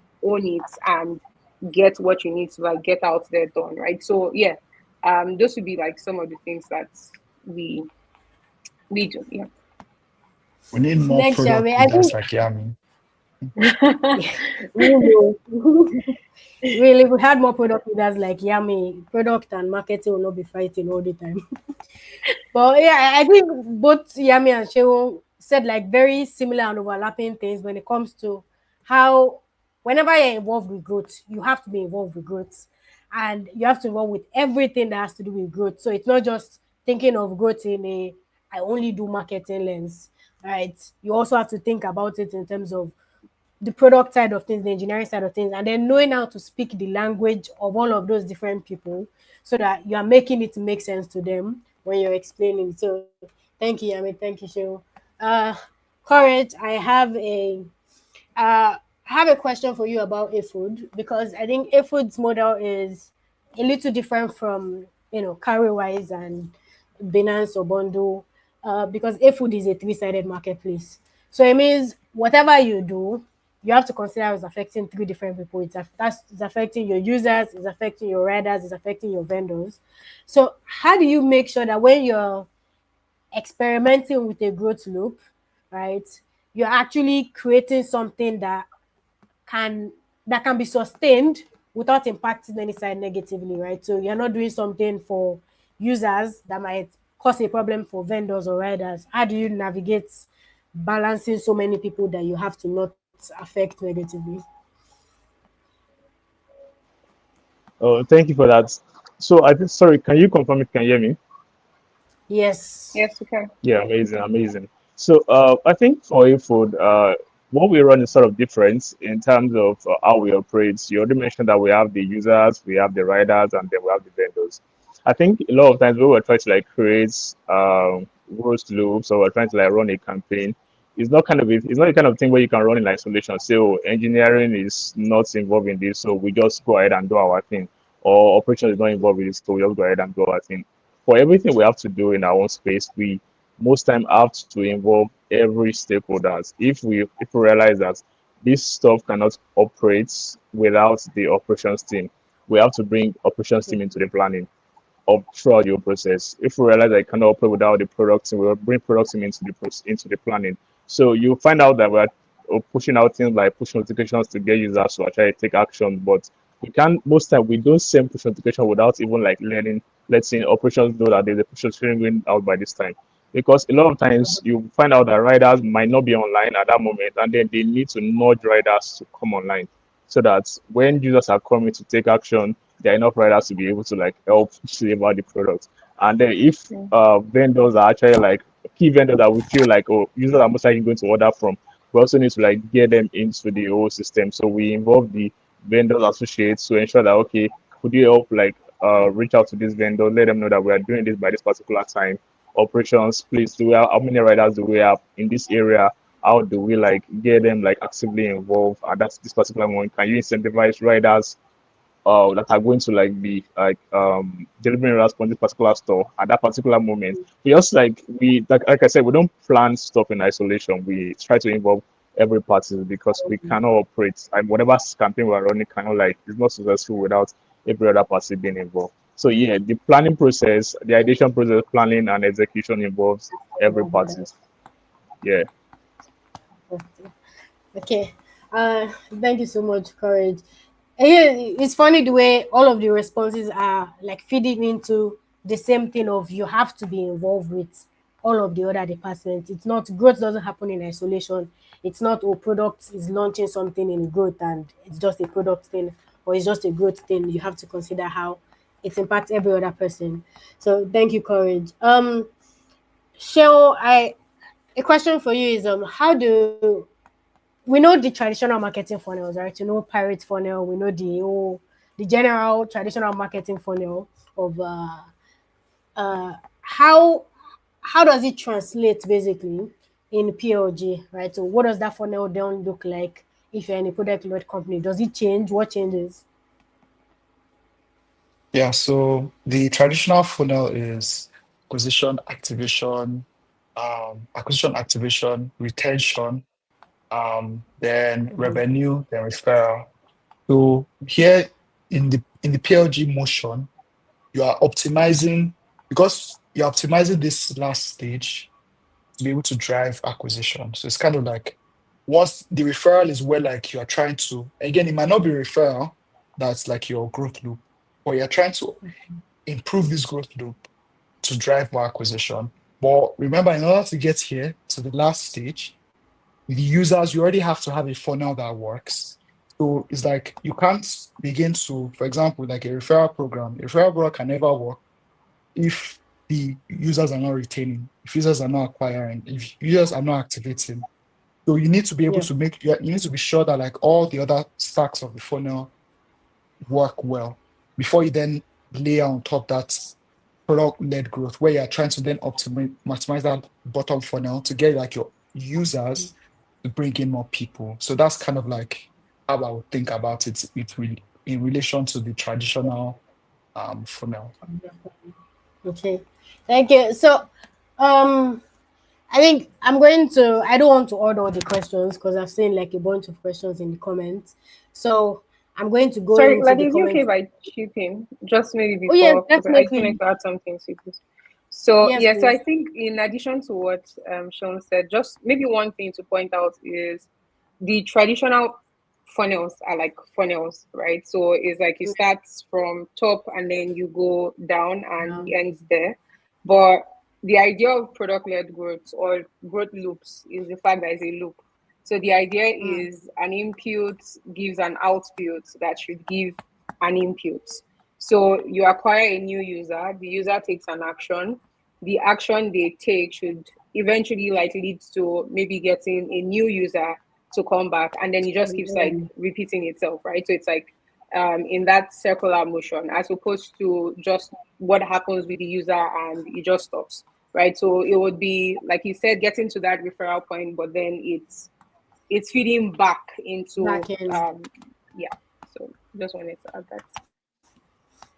Thanks. That was actually a very good input as well to add in. That it's yes, there's a funnel and you could fit into the funnel and replace things like referrals with referrals. Um, but then it's also a loop in the sense of people are coming in, but as they are going, they are bringing in even more people to join in, and it's basically a cycle.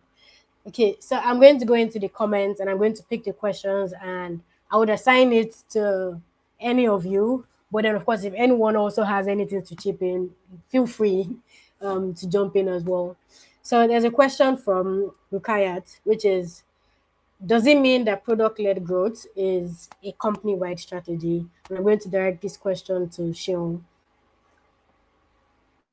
That's a very interesting. I'm actually going to redirect it to Yami because I feel like she might have, I'm serious, I think she might have something more insightful to share on that.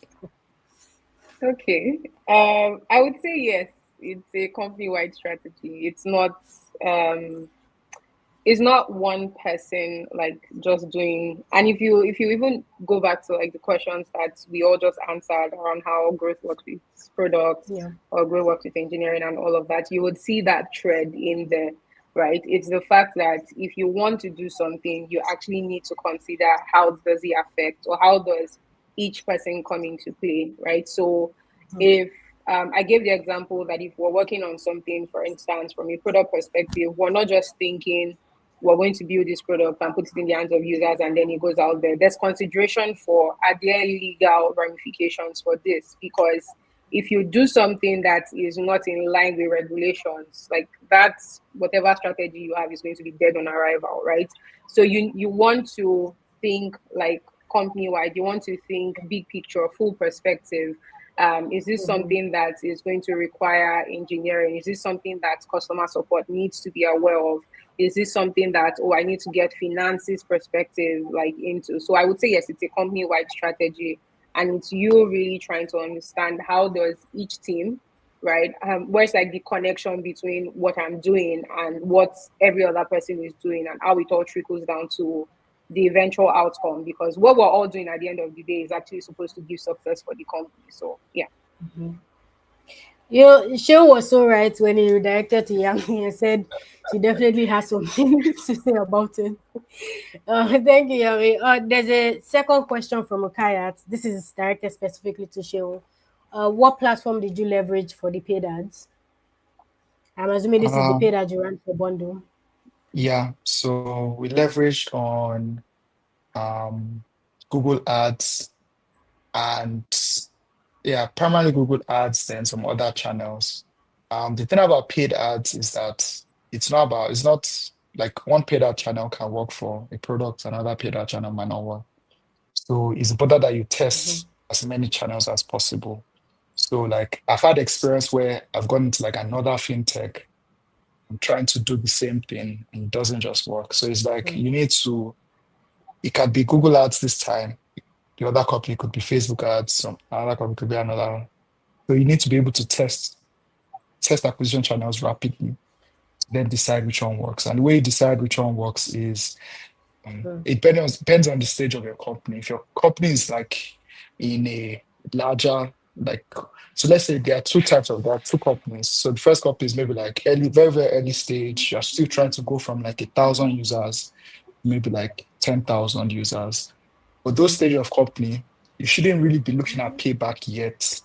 You should actually be looking at volume at the lowest cost per user acquisition. I know it sounds counterintuitive, but the reason why you're doing that is that it's different. It's a different set of problems you're trying to solve for. With a smaller company, you can actually have more as a growth person. As speaking as a growth person specifically, the most important thing for a company is to grow. And you already have a channel that has like let's say a channel is bringing like 10,000, a lot of users for you, but just that the activation rate is really low. But you're in a very small company where you can maybe like 10 people, where you can actually have an input, like a direct impact on products. Typically, what I recommend is on products, move products in the way where it's like understand why the activation rate is low and build product around that particular channel. Because the harder problem to solve is getting users. Do you get what I mean? So it's like if you're in that very, very small stage, again, like this is not for like maybe bigger stage companies, but very small stage, build product around acquisition. If you have a channel you found a channel that has like a lot of users, but activation rate is low, don't discard that channel. Try and influence, because you have higher influence within a small organization. Try and influence the organization to build product around that acquisition channel. But if you're in a later stage company, like you might not have as much influence over products. So you need to test out multiple channels. The one that works, double down on it, as opposed to trying to build product around it. So that's kind of like my take. Thank you, Sheo. I think that's very useful advice that everyone should pay attention to, which is at each stage, there's going to be different problems you're trying to solve. So you can't just look at, and then not everything is going to work for you. So you can't just blindly look at, oh, this big company did this particular thing and they got them to this point and think you would replicate the same thing and it would work for you. You have to think about the stage you're in, the unique context of your problem, and most importantly, you have to actually test it and see if it works. Like sometimes theory is theory, and then it's when you actually run and you see the results. So thank you, Sheila. So success has a question, and I think I'm going to direct this question to Yami and Courage. So it is, how do you experiment on a small scale? So there's some things that require fully shipping a feature to see how people interact with it. Basically, we've talked about experimenting with things, but how do you do it on a small scale for things that might require shipping a big feature? I think Yami, you can go first. Okay. So I think what I would advise is typically, right, even just speaking from like a product perspective, there's the concept of, defining like your launch plan and how you want to release a product. So yes, there are certain things that you might not be able to do in a small scale per se, but I think it's a function of how you define your skill. So here's what I mean.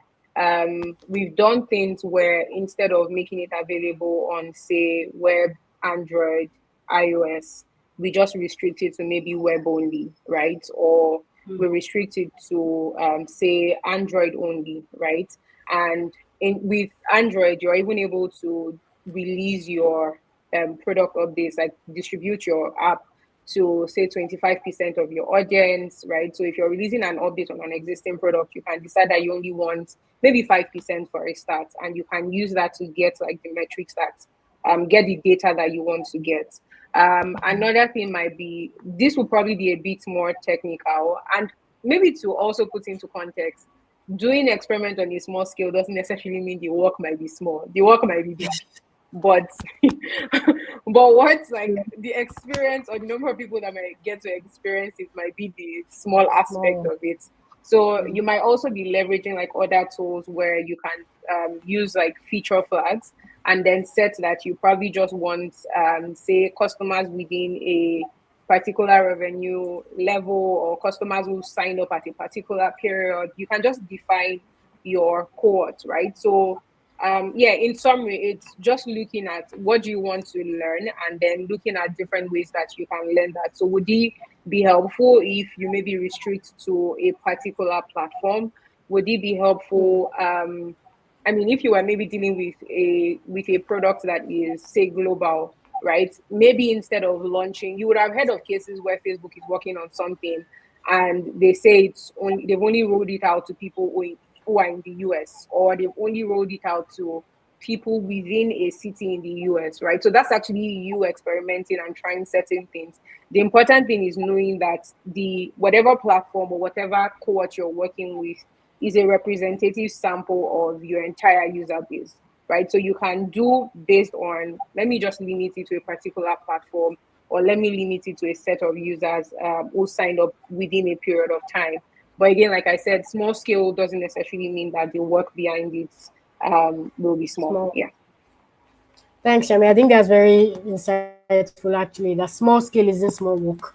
It could just mean small as in you're launching it to a small group of people to see if it works for them before you then release it to other users broadly. Corey, do you also want to chime in? Do you have anything to add on this? Yeah, I think Yami has really said what I was gonna say.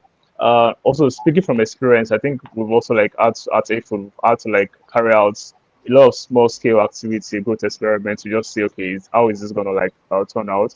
I think from we launching with student community and trying to like, experiment with that to see, okay, how are students going to accept like certain things that we've actually tried to like implement. I think from the referral example that listed before, but then also speaking of coming from the user data perspective, I think some of the other things that we also try to do, for instance, when we're trying to launch in Abuja, Nigeria, yeah, I think that we try to reach out to, I think, like probably 2 months after we started operating in Abuja, we try to look at who are the power users. That is, who are like the people who are spending the most money in Abuja. Then, like, try to put a call across to them and try to basically understand they are just asking certain questions that we needed to be answered because we are basically trying to like push growth from another city, and we're not based in Abuja, so we needed to like understand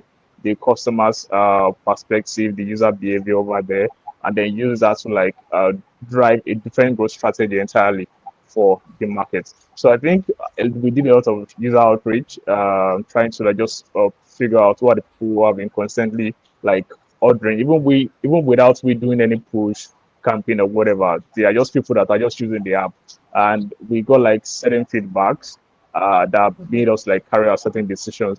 I also think that we also try to do something around having to like send push notifications to certain type of users. So it could be like, okay, when we're trying to introduce Bodija markets in Ibadan, we try to look at who are the people that are most likely, based on our data, who are the people that are most likely going to order from the market. Try to like send push notifications to them, to just like see how the new product in itself is going to like perform. And then with that, we then like realize, okay, the these are like the kind of users who are most likely going to like use this product, or like this is a kind of product that people are actually like really accepting, and then like let's just like try to like do some groundbreaking stuff, or like some bigger like approach to creating awareness about the product. Yeah.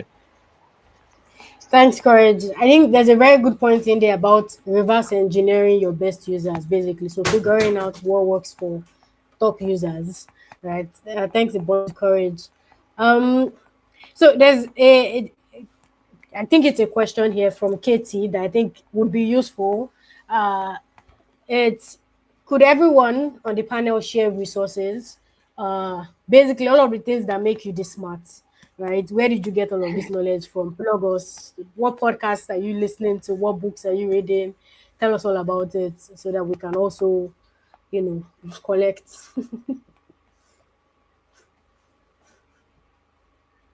Okay. One this thing I would recommend is Reforge.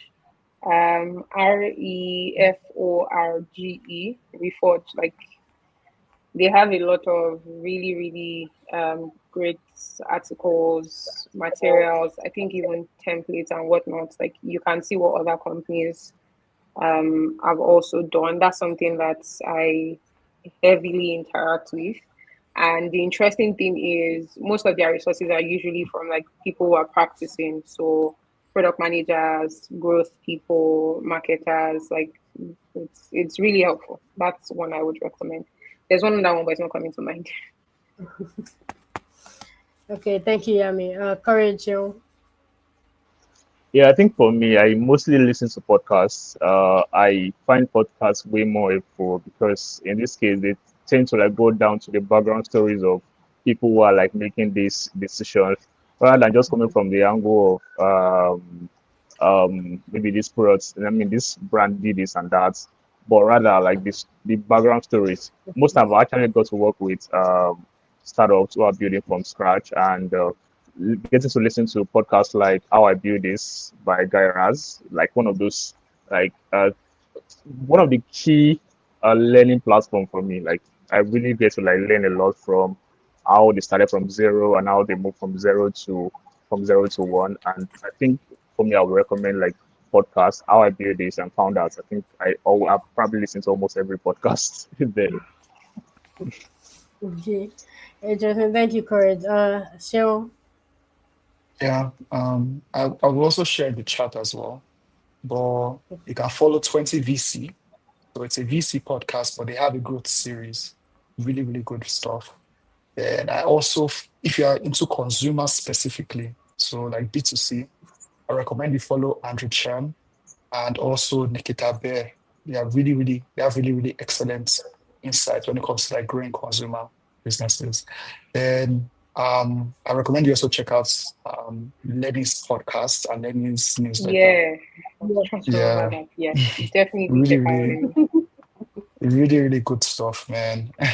Really, especially like the growth series. He does a lot of stuff, but he has like a growth series. I really recommend that. And there's one other guy, his name is Akashi G. So he's very Yeah. niche. Gopta. Yeah, product Yep. growth. His stuff is really good. And actually, if you're also looking to like scale up career-wise as a growth person, that particular person, last person, is really good in terms of like, okay, what you can do to scale up your career as a growth person. So a growth and product person. So I think I'll just share it also in the chat for everybody in case like you want to follow them. Okay. Thanks a bunch, Cheryl, Yami, Courage. You've we've caught soap for us. So I mean, over to you, everyone, to start reading these newsletters and start watching this podcast. So you too can be like Seun and Courage and Yami. So there are a few questions here that are related to career. So I think I'm just going to bundle some of them together, right? And there's a general question of what advice basically would you give to a newbie in growth who is trying to find their feet? What's your advice to somebody who is just starting out? So I would like to, for this, I particularly really resonate with this question because I remember myself like few years back, just trying to like get into growth. And I think the biggest thing in growth is it's not about the company you work for. It's not first about like a big name company trying to join. It's first about the impact that you can make. Like focus on joining a company where you can make an impact. Because with growth, like in terms of your career, the things that you're able to talk about is based on what the impact you've made. It's not first about like, okay, I got to work at like a big name company. It's first about like, okay, whatever company you worked at, what was the impact that you made? Do you know what I mean? So that's kind of like the major thing as a young, like just trying to get into growth that you should be optimizing for. Impact, because and again, like that impact there are factors that are beyond your control. So you need to be able to observe that. So for example, there are two founders that are trying to build their companies. One of them is like they raised a lot of money, but like from your conversations, you can see that he's not like it might not necessarily want to like scale as fast. But there's another company who's like maybe raised less money, but they're trying to like you can say that they're trying to actually scale. It's better that you go for like that company. Again, there are other factors, but the main thing you should be really focused on is making impact. And I think the second thing as well is doing stuff. We're in the age of AI, and personally, I've been asking myself like, now that like AI, like now that we're in that age of AI, what is how do I ensure that like I remain valuable as a growth person? And I think one thing that's really been coming to my mind is AI allows you to give information quickly. Like anybody can learn anything now with AI, but AI cannot replace like it cannot replace your experiences. So do you know what I mean? So it's like as a growth person, AI is not going to be able to. If you ask me now, okay, if you want to find out, okay, what is product-led growth? You can easily just ask ChatGPT. Or me as like, in order for me to grow as a growth person, you need to have experiences. And in order to have experiences, because experiences generally cannot replicate that. If you ask me what product-led growth is, I can give you an example. And that's what you need to be optimizing for as a growth person. Being able to share experiences, because knowledge is accessible now, but experiences are not. So you need to be able to share experience. And in order to have experiences to share, you need to be able to do a lot of things. But I think it's somewhere if you're just starting out, there are two things I recommend. The first one is optimize for impact over like compensation even. And second thing I'll recommend is actually in this age where we are in AI, make sure you are doing stuff as opposed to just learning. Like don't just learn, do things so that you can have those experiences that separate you from like AI, quote unquote. But yeah, that's what I think. Thanks, Shil. So basically, AI cannot give you this webinar, right? It can't tell you all of the stories with all of the experiences that Shil and Yami and Courage are giving. It can tell you the theory. It can't tell you what will actually happen in practice from those who have tasted it and tried it. Okay, Yami, Courage, do you have any advice you want to share as well? Maybe one thing I'll just add, right, is so like Sean said, like optimize for doing the work, right? I think that sometimes we can get distracted with like wanting the titles, without sitting down to first of all do the work. So like do the work, look for opportunities to do the work. And personally, one thing that I usually pay attention to is, so at one point I went to like, I found like this resource that shows what are competencies that a product manager should have.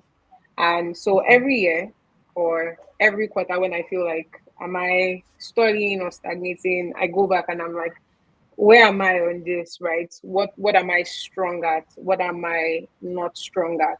And what it does for me is it lets me know where I need to put more effort into like growing, right? So that's how I think of my growth. I'm not looking at things just from my title has changed or my salary has changed and whatnot, because I mean, within the context of like each organization, you can be X in one place and in another company, it's like a different thing, right? But the one thing that cannot be taken from you is the actual growth that you have. So one advice that I would give is being able to understand what exactly does success mean for me in this role that I'm in, being able to like have that mapped out and then constantly like checking against that and seeing how you're doing and making plans for like how you also want to grow. On the flip side is also like in the organization that you might get to work with, is also understanding how your leader thinks of success, right? So it's not you, for instance, just saying, I did 10 campaigns, I've done like I did this, I did that, I did this. Is that exactly how your manager is thinking of success? Because if you don't know how they're thinking of success, you'll find out that you feel like you're doing a lot of things, but your manager simply thinks that you're just wasting time and wasting the company's resources, right? So having that understanding of how does the company think about success, and then finding out how the day-to-day activities that you do, how does it fit into that, I think even gives you a better sense of fulfillment as well, because you're able to say, oh, if I do this, it ties into this outcome for the organization, and you can sort of pluck out, that map and whatnot. So have that understanding of what success means to you as an individual, and then constantly checking yourself like against that, but also understanding like success for your organization, success in terms of how your team lead sees it, and then having that like as a context that you're also using to work. Thank you, Yami. Courage. Last advice Yes, from you. I think Yami and Shima have said a lot. So I think for me, I would say that people like to say things like this is beyond my JD, and you find that becoming a trend. But in my own opinion, I feel like the easiest way to learn is going beyond what you've actually been assigned to do. And I've seen it happen a lot of times while I was like starting out my career, trying to like do sales, trying to call customers, doing support work. And by the time you're in that growth position, you basically know what everybody's supposed to do because you've done it before. You basically know the processes. So when you're trying to create processes, put processes in place, you have been through such processes yourself, so you can easily create such kind of a thing. And I think I've also been in a situation where like people under me, I think typically one of the content lead at HeyFoods. So all reach out to me, Corey, can you teach me how to run ad? Corey, can you teach me this? Corey, I want to learn this. Even though those are like not at JD, but she wants to like she's actually like open to learning and then like growing, because she's also like she has like plans to be in certain position. And the only way you can learn is by putting yourself in that position to learn and going beyond what you've been assigned to do. So I think that's one of the advice I would give.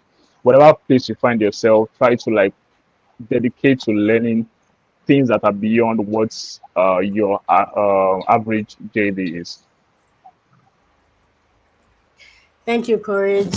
Thank you, Yami. Thank you, Sheo. I think all three of you have given extremely useful advice. And if I was going to add on to what you've said to wrap this up, is to say, basically, I have learned as much as everyone else on this call have, and I've taken notes.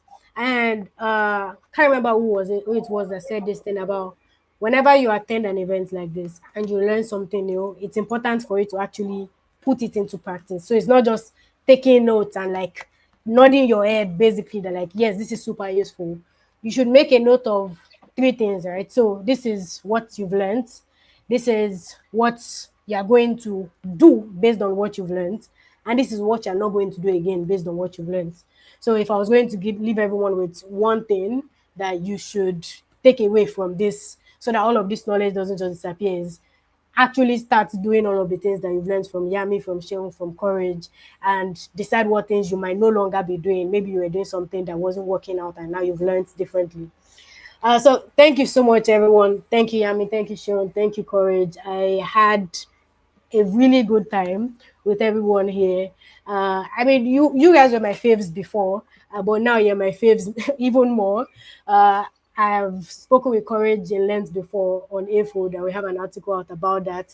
I've been a fan of Seun from afar as well, of the work that is done, and I am now a super fan of Yami.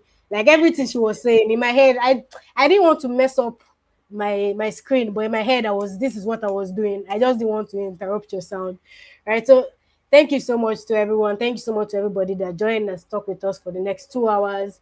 And this webinar was organized by GrowthHackers Africa, by the way, which is a crazy community. All of the things that we're learning on this call, by the way, as a member of the community, I have gotten it from the being in the community alone. So I'm going to invite Dara to tell you a bit more about Growth Hackers Africa. But I think before I invite Dara, maybe the speakers could also say where everybody could reach them from, right? So if people wanted to talk to you more, ask some more questions, or just keep in touch with what you're doing, how can they find you? And then Dara can go. Hey guys, so if you want to find me, please just reach out to me at hello@seansmaller.com. I'm really happy to like talk, and also like just share stuff with me as well. If you need to, just you can reach out. And I also want to say thank you so much, Yami and Courage. I really learned a lot as well from this session. Awesome. Yami, Courage. Thank you.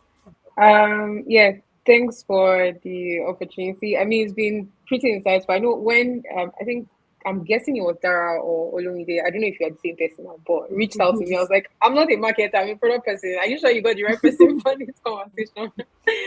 So, but yeah, it's been great, like sharing from my experience.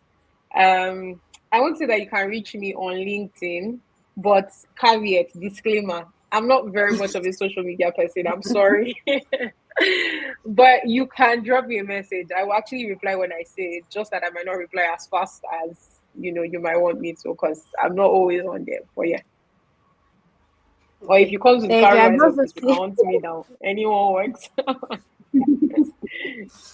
I want to say Dara definitely brought the right person. It was very great to have a product perspective on this. So Courage, how can people find you? Yeah, I think it's been an awesome session.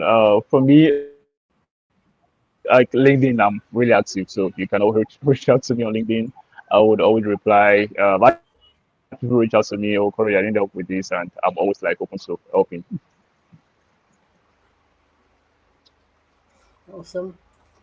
Okay, thanks a bunch, everyone. Dara, please go ahead and tell everyone a bit more about the community. Okay. So for anyone that's probably missed any out on any of them, like in terms of reaching out to them, basically, we are also not just running it on the screen, and you can basically just cut a take a screenshot of it, both for Sharon, for Yami, for Corey. And thank you guys. It's been an amazing 2 hours. I think this is one of my best. Like I spent my weekend well. Trust me, like, I enjoyed every single aspect of this. And I need to say this though. I posted it on my status. I wanted to have a webinar, like I would speak with Shewan since 2021, by the way. For Yami, I've wanted to speak with her since 2023. For Courage, I've wanted to speak with Courage since 2024, right?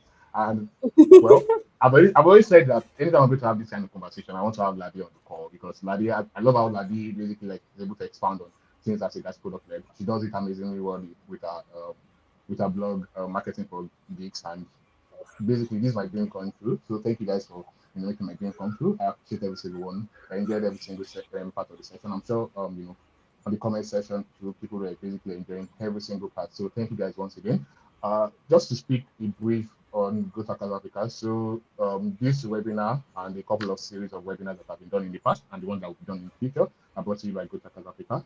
We are a community of growth operators, product managers, growth people, marketers. But as long as you identify with growth, right, we don't discriminate. If you're even an operation, we have operations people that are within our community. As long as your key KPIs, your focus is on driving growth, right? Please, by all means, join us, right? And we are over a 700 strong community right now. And basically what we do is this, right? We basically have these conversations on both our group on WhatsApp and also through platforms like this, the YouTube sessions. This particular YouTube series is basically focused on what we call pillars of growth. So for the past couple of months, about 3 months, we've been focused on different pillars. We've gone through leveraging social media, we've gone through leveraging SEO, we've gone through community last month, right? And this is basically product-led growth.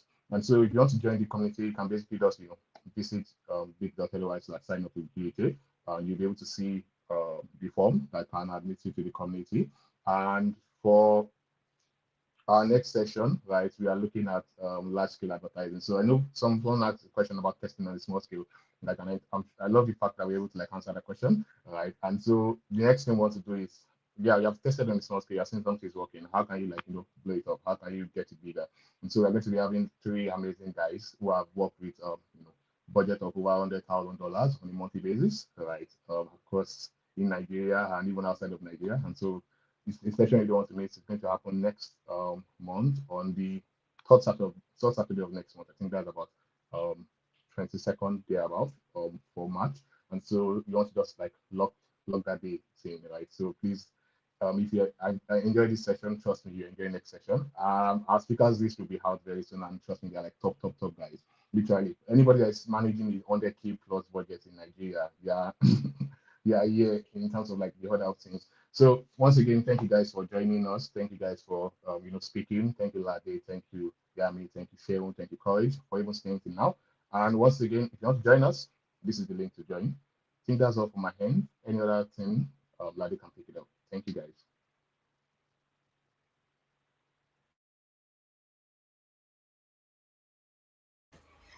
Sorry, I was speaking with myself. Thanks a bunch, Dara. Thanks a bunch, everyone. I had a truly amazing time, and I hope everyone had as great a time as I did. Yes, I'm going to cut it short now, and that's really just it. Thank you. Feel free join the community, follow Courage, follow Sheo, follow Yame, and just keep learning basically, and keep actually implementing what you're learning. Thanks, everyone. Bye.